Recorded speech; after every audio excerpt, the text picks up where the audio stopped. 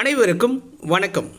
இந்த வீடியோ பதிவில் நம்ம பார்க்க போகிறது ஜூலை 27ஆம் தேதிக்குண்டான கரண்ட் அஃபேர்ஸ் தான். வீடியோக்குள்ளே போகிறதுக்கு முன்னாடி நம்ம தர்மா அகாடமி சார்பில் டிஎன்பிஎஸ்சி குரூப் 2 எக்ஸாமுக்கு உண்டான ஒரு டெஸ்ட் பேட்ச் வந்து கண்டக்ட் பண்ணிகிட்ருக்கோம். அந்த டெஸ்ட் பேட்சில் நீங்கள் ஜாயின் பண்ணணும் அப்படின்னு விருப்பப்பட்டீங்கன்னா டிஸ்பிளேவில் தெரிகிற வாட்ஸ்அப் நம்பருக்கு மெசேஜ் பண்ணி டீட்டெயில்ஸ் வாங்கிக்கிட்டு நீங்கள் பிடிச்சிருந்தா ஜாயின் பண்ணிக்கோங்க. வாங்க இன்றைக்கி வீடியோக்குள்ளே போகலாம். முதல் வினா, இந்திய இராணுவத்தில் புதிதாக உருவாக்கப்பட்டுள்ள படை பிரிவு எது? இந்திய இராணுவத்தில் புதிதாக உருவாக்கப்பட்டுள்ள அப்படிங்கிறத விட உருவாக்க போகிறாங்க அந்த படைப்பிரிவு, ஓகேங்களா? அது என்ன படைப்பிரிவு? ஆன்சர் ருத்ரா அப்படிங்கிற ஒரு படைப்பிரிவை உருவாக்கணும் அப்படிங்கிறதுக்காக இராணுவத்தோட தலைமை தளபதி வந்து ஒப்புதல் கொடுத்துருக்காரு, ஓகேங்களா? அதன்படி ருத்ரா அப்படிங்கிறத உருவாக்க போகிறாங்க. இந்த படைப்பிரிவு எதுக்கு அப்படின்னு பார்த்தீங்கன்னா, ஆளில்லா விமானங்கள், பீரங்கிகள் மற்றும் வீரர்கள் என அனைத்தும் ஒரே குடையின் கீழ் ஒருங்கிணைஞ்சு இயங்கிறதுக்காக இந்த ருத்ரா அப்படிங்கிறத உருவாக்க போகிறாங்க. இதற்கான ஒப்புதலை ஜூலை 26ஆம் தேதி இராணுவ தலைமை தளபதியான உபேந்திர துவிவேதி அவர்கள் கொடுத்துருக்காங்க. உபேந்திர துவிவேதி, ஓகேங்களா? ஜூலை 26 கார்கில் போர் வெற்றி தினம் நாடு முழுவதும் கொண்டாடப்பட்டுச்சு. ஸோ அதில் முப்படைகளை சேர்ந்தவங்களும் கலந்துக்கிட்டாங்க. ஸோ முப்படையோட தலைமை தளபதி யாருன்னா அனில் சௌகான் அவர்கள், இராணுவத்தோட தலைமை தளபதி உபேந்திர துவிவேதி, கடற்படையோட தலைமை தளபதி தினேஷ் திரிபாதி, விமானப்படையோட தலைமை தளபதி அமர்பிரீத் சிங் அவர்கள், இவங்க எல்லாருமே கலந்துக்கிட்டாங்க, ஓகேங்களா? அடுத்த வினா, எல்லையில் எதிரிகள் மீது அதிர்ச்சிகரமான தாக்குதல் நடத்த உருவாக்கப்படும் புதிய படைப்பிரிவு எது? ருத்ரா அப்படிங்கிறது ஒருங்கிணைக்கிறதுக்காக, இது வந்து எல்லையில் எதிரிகள் இருப்பாங்கள்ல, அவங்கள இந்த கொரில்லா தாக்குதல் அப்படின்னு சொல்லுவாங்கள்ல, அது மாதிரி ஒன்று நடத்துறதுக்காக ஒரு படைப்பிரிவை புதுசாக உருவாக்க போகிறாங்க. அப்படி உருவாக்கப்பட போகிற அந்த படைப்பிரிவோட பெயர் என்ன? ஆன்சர் பைரவா. ஸோ ருத்ரா அப்படிங்கிறது அந்த படைப்பிரிவு ஒருங்கிணைக்கணும் அப்படிங்கிறதுக்காக, இந்த பைரவா அப்படிங்கிறது கொரில்லா தாக்குதல் மாதிரியான ஒரு விஷயத்துக்காக, ஓகேங்களா? இதை பற்றின டீட்டெயில்ஸ் பார்க்கலாம்.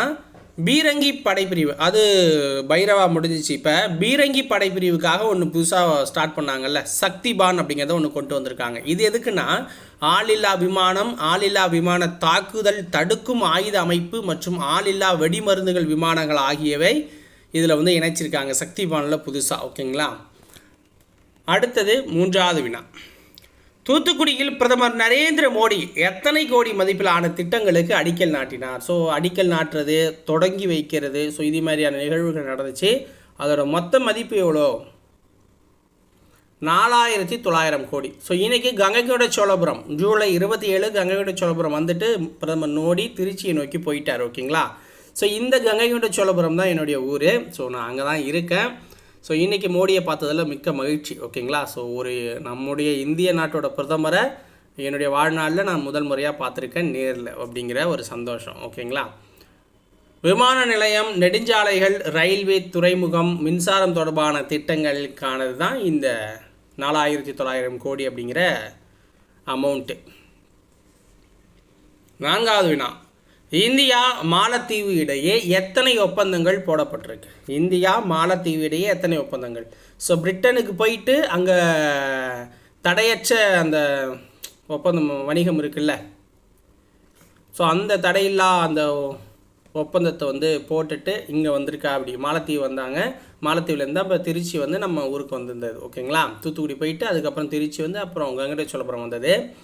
ஸோ இப்போ மாலத்தீவு போனப்போ பார்த்தீங்கன்னா, அங்கே அந்த நாட்டோட 60வது சுதந்திர தினம் கொண்டாடப்பட்டுச்சு. சிறப்பு விருந்தினராக இந்திய பிரதமர் அழைக்கப்பட்டிருந்தார். ஸோ அங்கே போயிருந்தார். அங்கே அந்த நாட்டோட அதிபரோட 6 ஒப்பந்தங்கள் போட்டிருக்காங்க.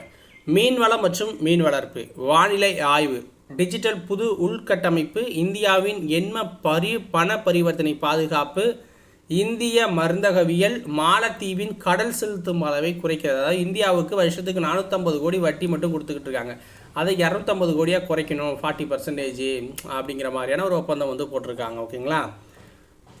மாலத்தீவோட அதிபர் யார்? முகமது மூயிஸ் அவர்கள். முகமது மூயிஸ். ஐந்தாவது வினா, தேசிய பாதுகாப்பு உத்திகள் தொடர்பான மாநாடு எங்கு நடைபெற்றது? தேசிய பாதுகாப்பு உத்திகள் தொடர்பான மாநாடு எங்கு நடந்துச்சு? டெல்லி, புது டெல்லி. ஓகேங்களா, புது டெல்லி. ஜூலை 25, 26 இந்த தேதிகளில் 2 நாள் நடந்துச்சு. மாநிலங்கள் மற்றும் யூனியன் பிரதேசங்களில் காவல்துறை தலைமை இயக்குநர்கள் டிஜிபி மற்றும் காவல்துறையின் சிறப்பு பிரிவுகளை சேர்ந்த 800க்கும் மேற்பட்ட அதிகாரிகள் இதில் கலந்துக்கிட்டாங்க. 6வது வினா, கீழ்கண்ட நபர்களில் சன்சத் ரத்னா விருது வாங்கியவர் யார்? சன்சத் ரத்னா. இந்த சன்சத் ரத்னா அப்படிங்கிறது என்னென்னா, பாராளுமன்றத்தில் சிறப்பாக பணியாற்றுறவங்களுக்கு கொடுக்கப்படுற ஒரு விருது தான் சன்சத் ரத்னா அப்படிங்கிறது. ஸோ இதை கிரண் ரிஜிஜு அப்படிங்கிறவர் கொடுத்துருக்காரு. ஓகேங்களா, சட்டத்துறை அமைச்சராக இருக்கிறாரு. ஓகேவா, இதை வாங்கியிருக்கிறது யாருன்னா சிஎன் அண்ணாதுரை. ஓகேங்களா, அதாவது திருவண்ணாமலை மக்களவை தொகுதி எம்பியாக இருக்கிற சிஎன் அண்ணாதுரை அவர்கள் வாங்கியிருக்காங்க. இந்த ஆண்டு 17 பேருக்கு இந்த விருது கொடுத்துருக்காங்க. தமிழகத்திலேருந்து இவருக்கு கொடுத்துருக்காங்க. 7வது கொஸ்டின், உலக சதுப்பு நில காடுகள் தினம் எப்பொழுது அனுசரிக்கப்படுது? உலக சதுப்பு நில காடுகள் தினம் எப்பொழுது அனுசரிக்கப்படுது? ஆன்சர் ஜூலை 26. ஜூலை 26ஆம் தேதி அனுசரிக்கப்படுது. ஓகேங்களா, ஸோ இதோட இந்த வீடியோ பதிவு உங்களுக்கு முடியுது. ஸோ நீங்கள் டிஎன்பிஎஸ்சி படிச்சுக்கிட்டு இருக்கீங்க அப்படின்னா, so TNPSC group 2, group 4, group 1 exam போன்ற தேர்வுகளுக்கான வினாவங்கி புத்தகங்கள் நம்ம சேல் பண்ணிகிட்டு இருக்கோம். ஓகேங்களா, வினாவங்கி புத்தகங்கள் நம்ம சேல் பண்ணிகிட்டு இருக்கோம். ப்ளஸ் இப்போதைக்கு குரூப் 2 2A எக்ஸாமுக்கு உண்டான டெஸ்ட் பேட்ச் வந்து போய்கிட்டு இருக்கு. ஸோ அதுலேயும் நீங்கள் வந்து ஜாயின் பண்ணிக்கலாம். ஆல்ரெடி டிஸ்பிளேவில் நம்பர் தெரியும்னு சொல்லியிருக்கல, வாட்ஸ்அப் நம்பர், அந்த நம்பருக்கே மெசேஜ் பண்ணி கேட்டுக்கோங்க வீடியோவோட ஸ்டார்டிங்கில். தென் குரூப் 4க்கு ஒரு டெஸ்ட் பேட்ச் வந்து ஸ்டார்ட் பண்ண போகிறோம் நெக்ஸ்ட் குரூப் 4க்காக. ஸோ அது தேவைப்படுறவங்களும் நீங்கள் வந்து ஜாயின் பண்ணிக்கலாம் மக்களே. வீடியோ பிடிச்சிருந்தா ஒரு லைக் பண்ணிவிட்டு சேனலை சப்ஸ்கிரைப் பண்ணி வச்சுக்கோங்க. அப்போ தான் அடுத்தடுத்த போகிற வீடியோ பதிவுகளை நீங்கள் தொடர்ந்து பார்க்கலாம். நன்றி, வணக்கம்.